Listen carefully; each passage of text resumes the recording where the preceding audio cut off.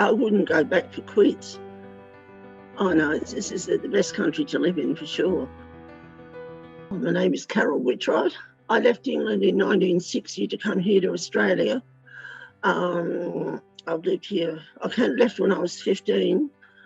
My dad applied for a transfer to come out to Australia because he worked for the Bank of New South Wales, as was in those days.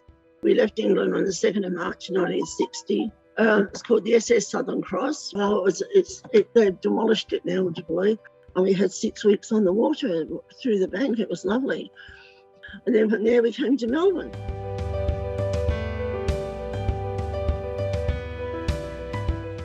It was different.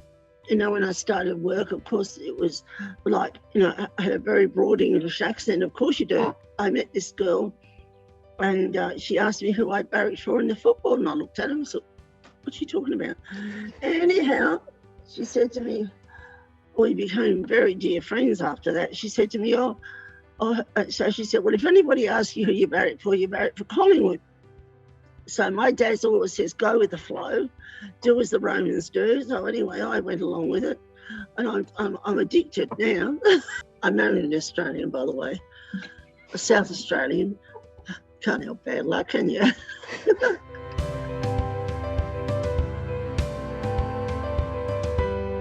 Oh, she is amazing. She's wonderful. I look forward to her coming every second week. I wish it was every week, but every second week will do. She's my rock and roll for this girl. She fixes everything up for me, don't you, darling? Yeah. Oh, well, I was a typist originally, you know. And she got me into words, and she said to me, Ruby said to me, what do you want to do? And I said, God, I don't know. Anyway, she said, why don't you type up your journey to Australia? And I said, oh, well, that's a good idea. That's what I did.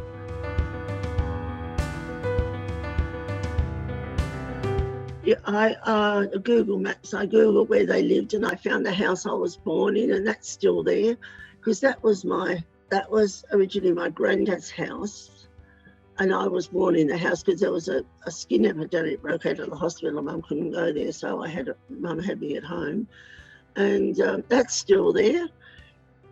So I was quite interesting. It's interesting to look it all up and just see.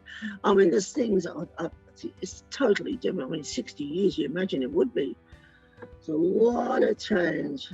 I mean, it's all like these young ones. Like my daughter was to say, oh, blah, blah, blah, blah, blah, blah. That's all very well for my computers weren't even thought of. When I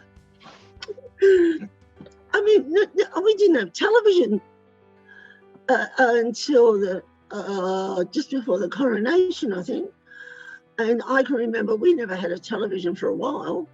And I can remember going to my auntie's place, sitting around there, and she had a 9-inch TV, you know how small they were. And we sat around watching the coronation on that. It was unbelievable. And you think, I've got a 50-inch here now. You think to yourself, oh my God, how did you do it?